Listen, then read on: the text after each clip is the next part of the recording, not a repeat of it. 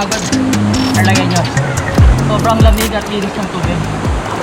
So yun, Tarlaqueños, alis na tayo dito sa view deck dito sa Sitio Dueg.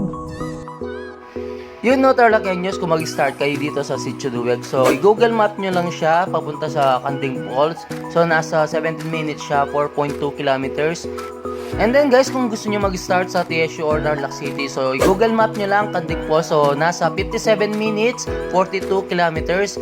And then nilalagay ko na rin yung link ng pumunta tayo dito sa Sitio Dueg para may guide kayo guys.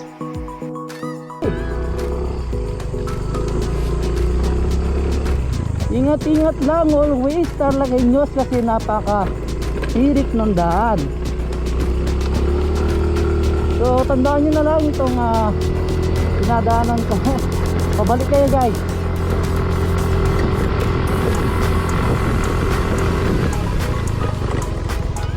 So ito yung pinaka-school, Dueg Resettlement Elementary School guys. Hanggang dito yung ituturo ng mismong Google Map. So pabalik na tayo. Salamat po, Dueg Resettlement Center. So kanina guys, ito nga tawag dito, pataas to. So medyo pababa na tayo. Update ko kayo mamaya guys pag malapit na tayo sa Canding Falls. So ito guys, dito na tayo sa pinaka-rough road. Papakita ko lang sa inyo guys kung gaano yung dadaanan nyo.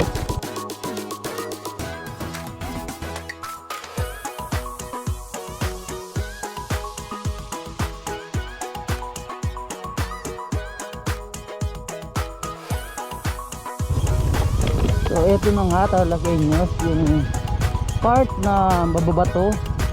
And then napakalaki na ba to. Kung nakikita nyo naman yung sa pinakaharapan natin guys. Malas mo lang guys kung nasyapuan kang mabutas yung pinaka bugulong mo guys. Malali lang. Kaya naman ng mga sakyan, pero feeling ko nga talagang kawawa din siya. So may mga part naman dito sa bato, medyo flat, pwede kayong dumaan sa pinakagilid.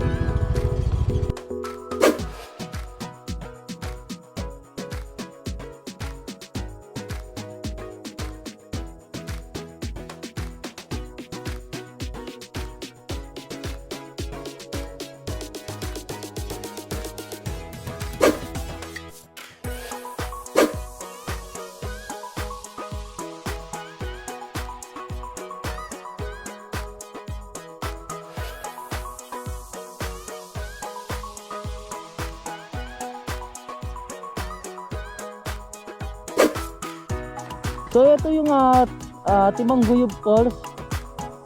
So 11 kilometers ahead. Medyo malayo din pala siya guys.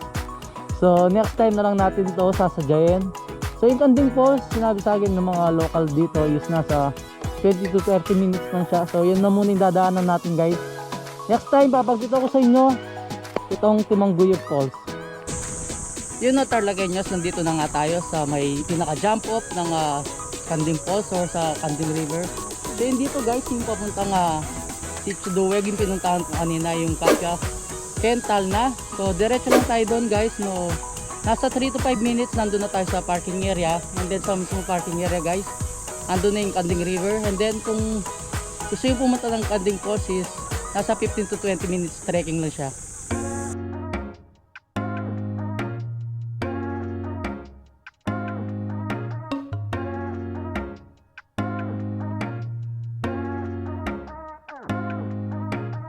Yun na, Tarlaqueños, napakalinaw ng tubig dito sa Canding.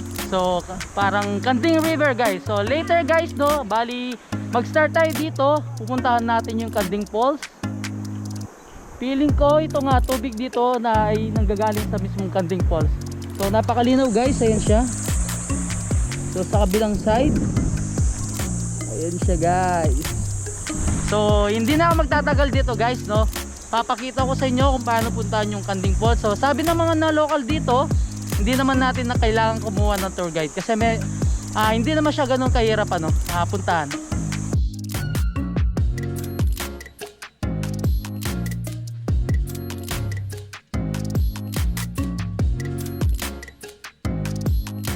Gusto ko sanang maligo dito Tarlaqueños, pero doon na lang tayo sa Canding Falls. Napakalinaw talaga ng tubig guys. Tawakan ko guys kung malamig yung tubig. Yan siya. Uy, lamig guys.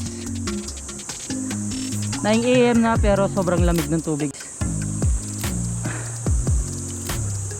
Sobrang ganda, napakasimple na lugar pero the best.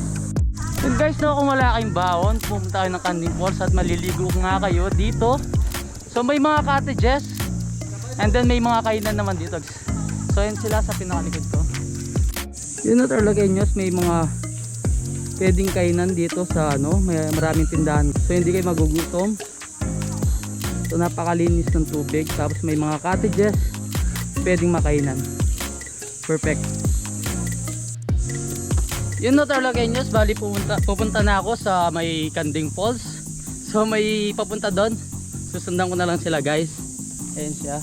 Pero kung gusto nyo naman ng magpa-guide, mayroon naman silang mga guide dito. Pero sabi ng mga local dito is madali lang naman siya puntahan. So maglalakad lang kami ng almost 15 to 20 minutes. Update ko na lang kayo mamaya. Hintay yun, 𝗀𝗎𝗋𝗃 Canding Falls kailan. Tara! So ito yung madadaanan nyo guys. So, ito yung ilog kanina. So ito siya. Yan. Ito yung kadugtong ng ilog na pinuntahan natin kanina guys. So dito nanggagaling yung mismong tubig. Yun na Tarlaqueños, bali maglalakad tayo hanggang doon. So mamaya try natin maligo. Nagpudot. Makapagal, kabalin. Nagpudot kailan. So ito siya guys. Dadaanan natin. So itong tubig na to is diretso dun sa ilog na kung saan sila naliligo kanina guys. Good morning po. Yun na Tarlaqueños, sabi ng mga local dito is susundan lang natin yung blue na PVC hose papunta doon guys. Makawanog kailan. Yun guys, nag-aaral pala ako ng mga Ilocano words para every time na magbablog tayo guys dito banda sa mga Ilocano na bayan natin dito sa Tarlac. So may alam tayong mga salita. Sa Kapampangan naman ng nakakapagod is makapagal. So sa Ilocano is makabannog. Makabannog kailan, makakapagal kabalen. Yun na Tarlaqueños, ito yung sinasabi ko sa inyo kanina. Ito yung PVC hose na papunta sa Canding Falls. So susundan lang natin yan guys. Hindi kayo maliligaw. Kahit hindi na kayo kumuha ng tour guide, magmula doon sa area ng mga may mga cottages tsaka ilog doon, diretso lang guys. Yun na Tarlaqueños, sa pagdating nyo dun sa registration area. So 3 to 5 minutes guys kung nakamotor kayo hanggang sa parking area. And then pwede kayo magpahinga doon. After that pwede kayo magtanong sa mga locals doon kung saan yung papuntang Canding Falls guys. Yun nga, hindi naman siya ganun kahirap puntahan kasi patag lang naman yung daanan. And then so may way naman siya, magkikita mo naman yung pinakadaanan. Sabi ko nga kanina, pinakapalatandaan nga ito. So sundan lang natin ito. Itong PVC hose na kulay blue, ayan siya guys. So ito na yung pinaka tour guide niya.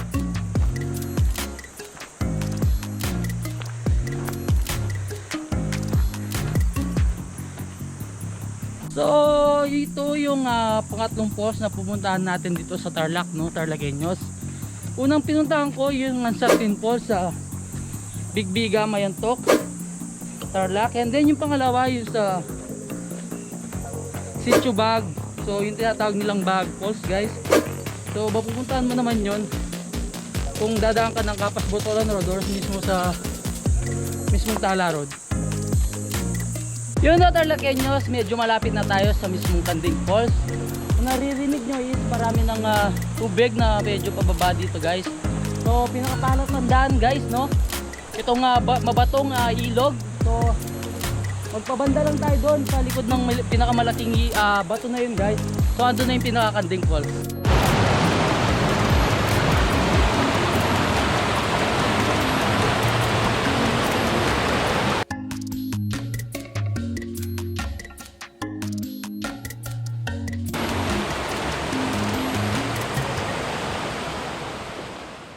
Yun o Tarlaqueños, bali halos nandito na tayo sa mismong Canding Falls.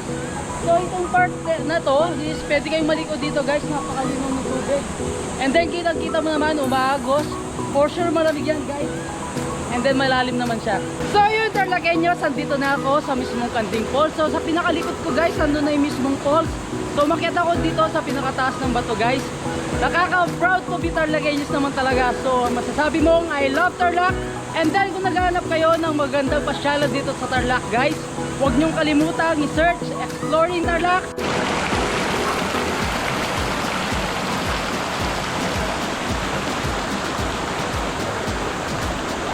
Yun o Tarlaqueños, nandito na nga ako sa mismong Canding Falls. Kung makikita nyo guys, ayan siya. Yun o, sa pinakalikod ko. So pupunta tayo sa kabilang banda doon para mas makita siya. So dito sa part na to is napakaduwang ng pwedeng pag-swimmingan, and then napakalinaw ng tubig guys. Then yun o, sobrang lamig na pinakatubig guys. So excited na akong maligo.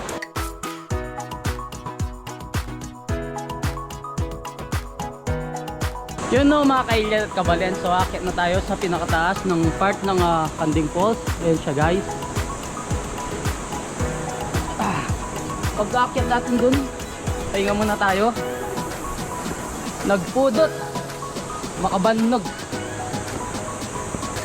makapagal ang pong mapali kabalen.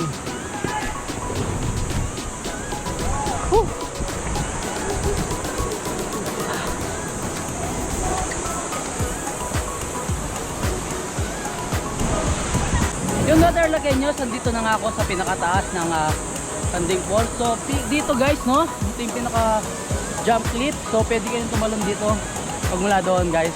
Malalim naman yung pinaka babagsakan nyo. And then kitang kita nyo naman guys, sobrang linaw ng tubig. And then napakalamig. So trivia lang no Tarlaqueños, yung Canding Falls isa sa na-feature ni 𝗃𝗏𝗏𝗏 dito sa Tarlac guys. So kasama yung paggawa ng boboy. So sabi ng mga, yun nga sabi ng mga locals kanina, yung boboy is wales. So before is sinuruban festival ata siya. And then ngayon pag may festival dito, so pinagdiriwang nila guys yung boboy festival o yung paggawa ng palis.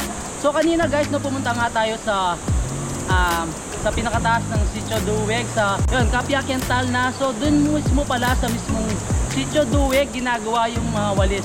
So next time guys, babalikan natin yung Sitio Dueg para ma-cover yung kung paano gumawa ng pinaka-boboy or yung wales. So na-feature din ni 𝗃𝗏𝗏𝗏 sa biyahe ni Drew yung paggawa ng walis dito sa Tarlac.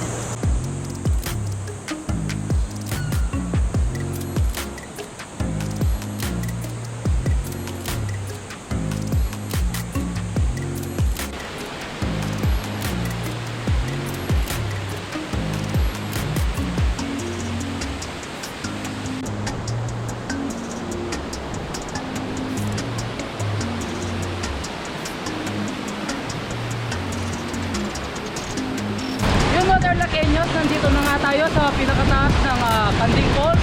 And guys, kung makikita nyo guys, no, napakalakas ng tubig. So pagkabal siya, pa-slide siya guys, hindi siya literal na pa-down talaga yung pinaka-tubig niya. So pa-slope yung pinaka-tubig guys. Napakalakas guys. So natansya ko guys, yung straight siya is nasa 20 to 30 feet siya. And then sa pinakalikod or sa pinakataas naman ng Canding Falls, makikita nyo yung maliit na falls na yun. So guys, and then sa part na to, napakalinis din ng tubig guys. Napakalinaw and then napakalamig. Ang sarap ang sarap maligo. Mamaya guys, maliligo na tayo. Tatry natin itong mismong tubig dito sa Canding Falls. And then tatalon tayo dun sa mismong jump cliff ng Canding Falls.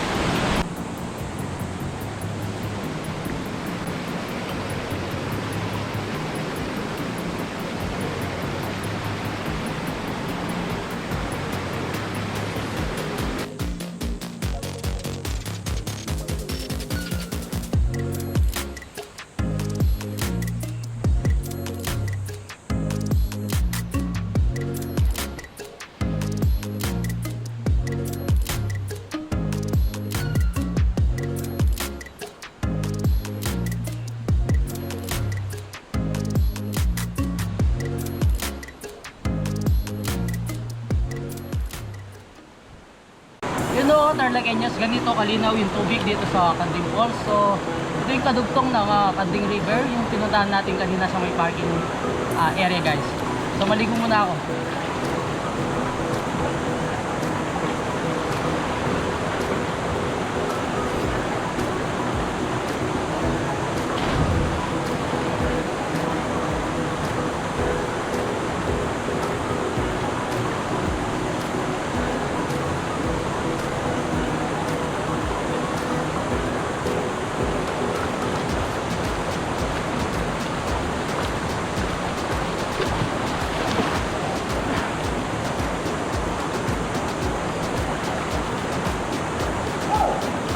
Nakakawala ng pagod, Tarlaqueños.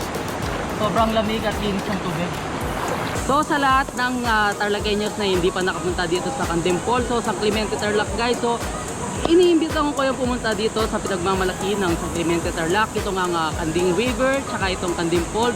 𝗙𝗢𝗃𝗡𝗅𝗏𝗃 Canding Falls. Siyempre kareng kabalen agkatanda yung munta kay ni San Clemente, Tarlac, kay ding Canding River tsaka Canding Falls. Manyaman na 𝗚𝗥𝗢𝗃𝗡 ang pinaka-junk clip ng Canding Falls kasi malalamin danom tapos marimlo, and then syempre malinis siya.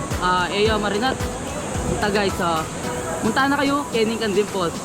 Yun no, Tarlaqueños, isa lang yung pakiusap ko sa inyo. Paulit-ulit na lang natin sinasabi. Hindi lang dito sa Tarlac, guys, kahit sa ibang lugar dito sa ating bansa, or hindi man lang dito sa ating bansa, kahit pumunta tayo sa ibang bansa, guys, sana maging disiplinado tayo.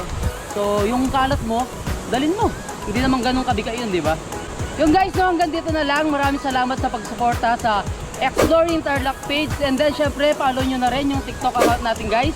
And then meron tayong Instagram account. And then sa lahat ng nanonood sa ating mga videos or vlogs sa YouTube channel, maraming salamat, guys. Sana lahat ng makapanood ng mga videos natin is mag-subscribe kayo, guys, para mas malaman ng ibang hindi taga Tarlac yung mga magagandang pasyalan natin dito sa Tarlac. So i-share nyo na, guys, kung nagustuhan nyo itong video ito, and don't forget to subscribe, like, comment, and click the notification bell para updated kayo sa lahat ng video na i-upload natin dito sa Exploring Tarlac.